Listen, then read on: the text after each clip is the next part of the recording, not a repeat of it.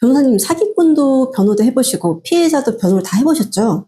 그러면 사기꾼이 싫어하는 사람 유형 7가지 한번 오늘 한번 해볼까요? 네. 첫 번째 유형은 아쉬울 게 없는 사람이라고 할 수 있겠어요. 아쉬울 게 없는 사람이요? 아쉬울 게 없는 사람이면은 소위 말하면 욕심이 없는 사람이라고도 할 수 있을 것 같은데 보통 이게 대가 없는 열매는 없다라고 생각이 돼요. 고수익을 아무런 대가 없이 가져간다든지 아니면 자신이 투자를 한 거에 어떤 적절한 범위를 넘어서서 빠르게 열매를 취하고자 하는 욕심이 결국 이 사기의 피해, 희생으로 연결이 되는 경우들이 대부분인데 처음부터 이런 욕심을 부리지 않는다라고 하면 사기를 피할 수 있겠죠.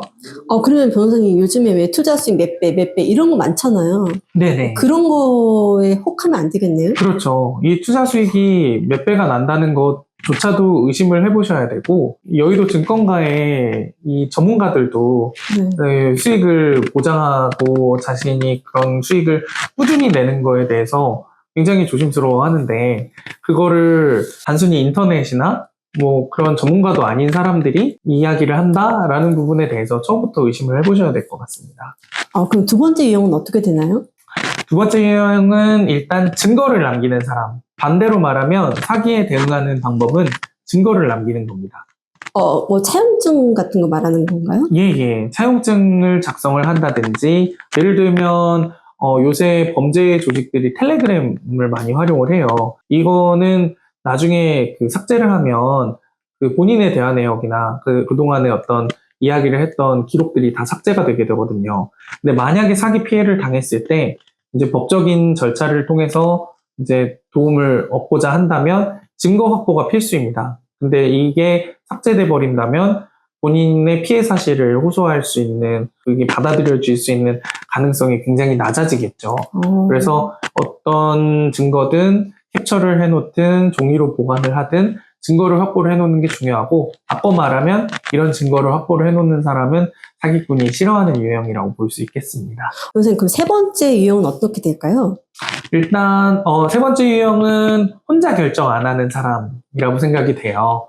보통 그 사기꾼들의 일반적인 경향을 보면 혼자서 빨리 고민하게 만듭니다. 왜냐면 이런 내용들이 사기라고 알려질 경우에는 사기꾼이 본래 자기의 목적을 이루기가 어렵겠죠.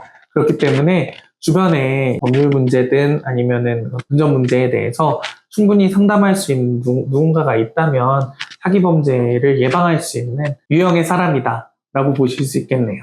그럼 큰돈 거래할 때는 지인 한 두세 명한테 물어봐야 되겠네요. 네, 보통 우리가 어떤 큰 계약을 할 때 입회인이라는 걸 세우기도 하고 아니면은 뭐 변호사나 주변의 전문 자격자들한테 요청을 하기도 하잖아요.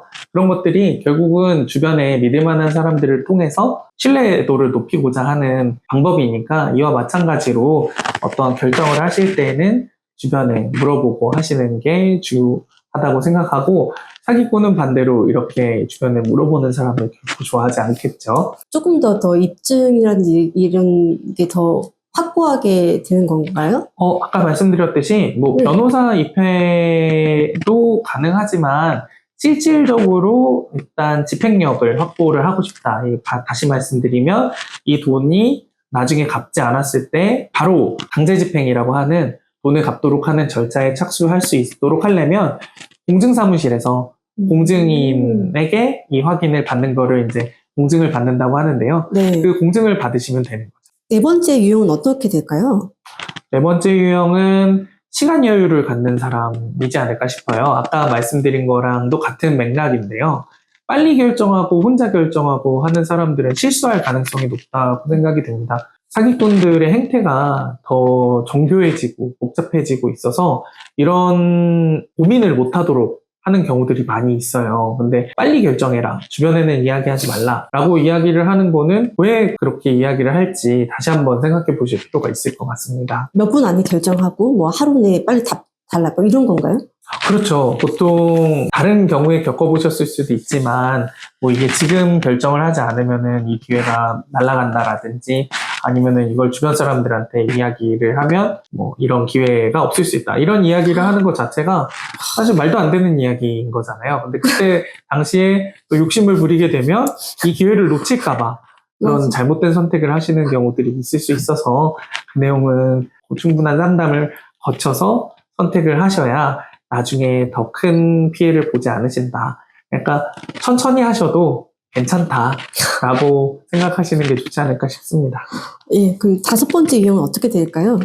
5번째 유형은 의심을 표현하는 사람이라고 할 수 있겠네요. 의심을 표현하는 사람요?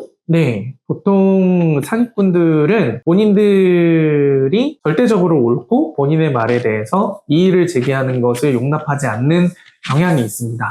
그래서 이상할 때는 이상하다고 당연히 물어봐야죠. 네. 그리고 본인이 이해가 가지 않는 부분들은 돈이 걸려있고 또 큰 돈이 걸려있을 수도 있는 사안인데 당연히 충분히 이해를 하고 가셔야 되고 여기에 대해서 뭐 질문이나 의문 자체를 갖지 못하게 한다. 그러면 왜 그럴까를 다시 한번 생각해 보셔야 않을까 싶습니다. 선생님, 그럼 6번째 유형은 어떻게 될까요? 6번째는 신분 정보를 철저히 관리하는 사람이라고 할 수 있을 것 같아요. 일단 신분 정보라는 거는 뭐 통장 정보도 될 수 있고 본인의 신분증 그리고 어떤 핸드폰 이런 여러 가지 개인 정보들 그리고 특별히 다른 사람한테 줘서는 안 되는 정보들에 대해서 쉽게 생각하시면 사기꾼의 범행의 표적이 되실 수 있습니다. 그리고 요새는 이제 사기 범행이 조직적으로 이루어지다 보니까 이런 단순히 통장 내지는 핸드폰, 뭐 신분증 이런 것만 빌려주는 역할을 찾는 조직들도 있어요. 근데 이런 일에 한번 연루가 되면 본인의 의도나 의지와는 상관없이 그 거대한 사기 범죄 조직의 공범이 될 수 있습니다. 그래서 개인정보를 철저히 하라고 주변에 이야기 많이 들으셨지만 다른 사람이 이런 통장이나 신분증 또 휴대폰 개통 이런 걸 요구를 할 때는 당연히 의심하셔야 되고 그리고 가능하면 안 하시는 게 아니라 하지 않으시는 걸 권해드립니다. 그럼 마지막 7번째 유형은 어떤 유형이 있을까요? 마지막은 뭐 골든타임이라고 할까요? 골든타임을 아는 사람이라고 한번 해보겠습니다. 골든타임이라는 게 있어요? 네, 이 보통 은행에 네. 현금으로 100만 원 이상을 입금을 하면 30분 동안 이 이체 출금이 제한되는 거 잘 알고 계시죠? 그게 이제 보이스피싱 범죄를 예방하기 위한 어떤 방법 중에 하나인 건데 이 사기 범행을 당했다고 의심이 되는 경우에는 그 30분 이내에 사기를 당했다는 사실을 그 은행과 경찰에 알리시는 게 필요하고요.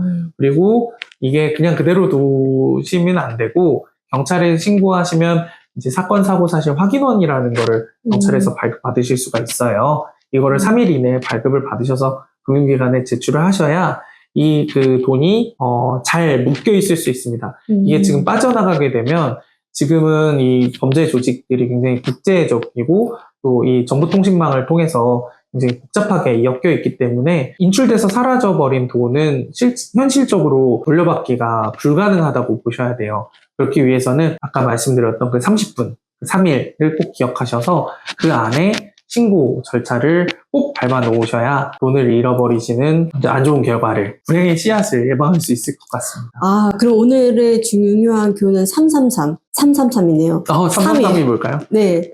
3일. 네. 그 다음에 30분 골든타임. 네. 그리고 3명한테 꼭 물어봐라. 그렇겠네요. 333. 네, 맞나요? 좋습니다. 333. 네. 꼭 기억하셨으면 좋겠습니다. 네, 감사합니다. 네.